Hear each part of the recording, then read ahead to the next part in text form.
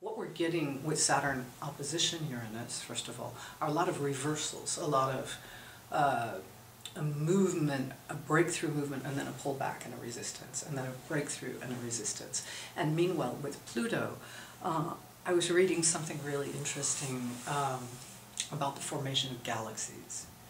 And actually, the galaxies form when the current theory, you know, they're always changing, is that there's this concentration of cosmic dusk, and as it densifies and concentrates, it eventually brings actually into being the fiery energies. This is this dark, nothing, cold, gaseous things, and there's a certain density where it comes out. And I think that's what we're in right now. Basically, if everybody else is angry and you have no anger, what is the outcome going to be? Right. Do you think Gandhi had anger? Of course he did.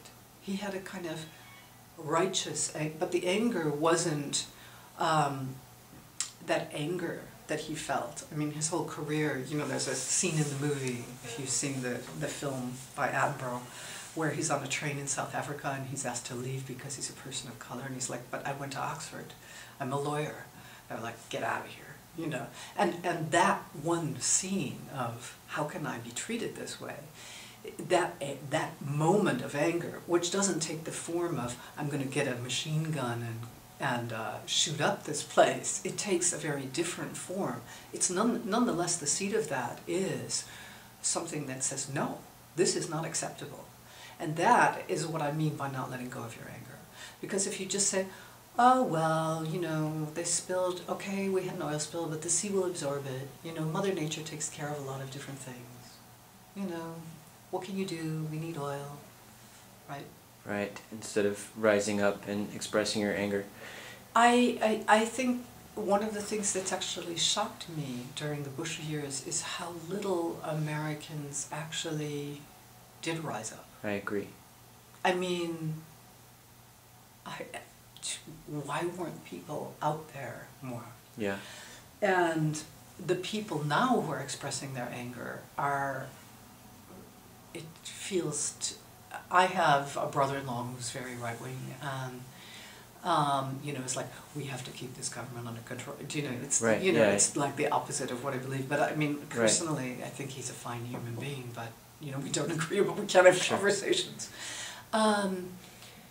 But I feel, why are these people expressing their anger and right. we weren't? Right. What does this say about the world? And is it because, on some level, we believe that it's so clear we're right, that we're above actually standing up for what we believe in? I just read a book, read a novel, series of stories by somebody who was in the Iraq War. And he was talking about how he said there was a moment they didn't see any of the other Iraqis as people, exactly. They were them. They could not, there was one guy they got friendly with, and then he tells the story of an exception, and then when that person disappears. And it's that basically you actually have to stop feeling in order to survive. And what I'm saying is that Uranus and Aries can take us to that point. Like, these transits are very dangerous. Right, so if we're in a danger zone, we shut down our capacities to be human beings completely. And that it's really important to be aware of that happening right now. But if you're only in, we're all spiritual, and you're not responding to the reality of the world outside, what's the possible result? I mean, that's what I'm very I think we have to be spiritual activists right now. Right.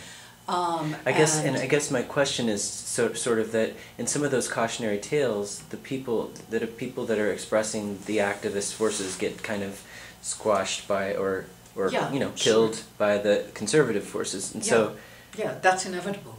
But the point is that you're just saying that we still have to express that truth and that fire. You know, the thing is, it's like, how much do you? Yeah, I am saying that. I'm saying that.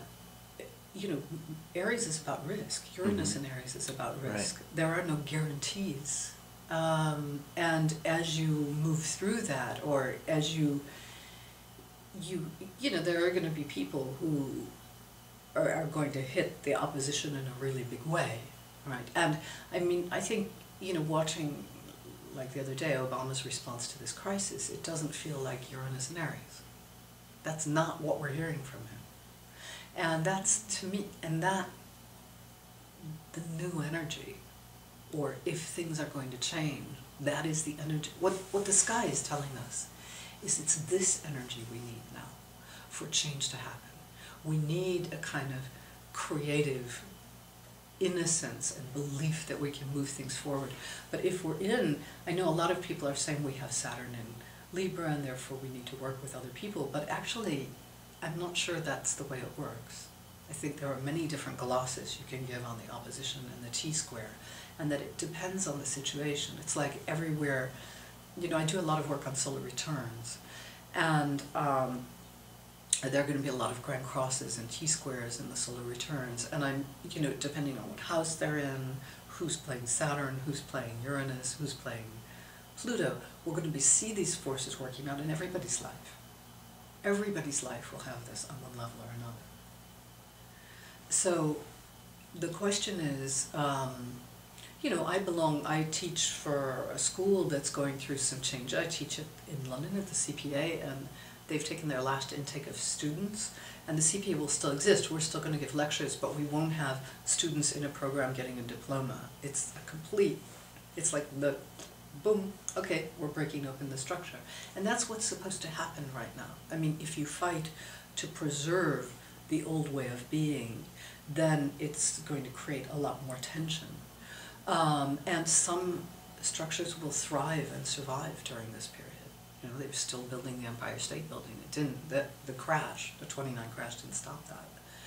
And the cautionary tale, I suppose, is what I was showing several times was how the Uranus and Aries energy was like, it's near them, so we attack the Native Americans, or the Nazis attack the Jews, even though I didn't elaborate. I think that was obvious in the examples. We project, again, that energy onto a group, the Mexicans in Arizona, the illegal immigrants that we need to send back across the border.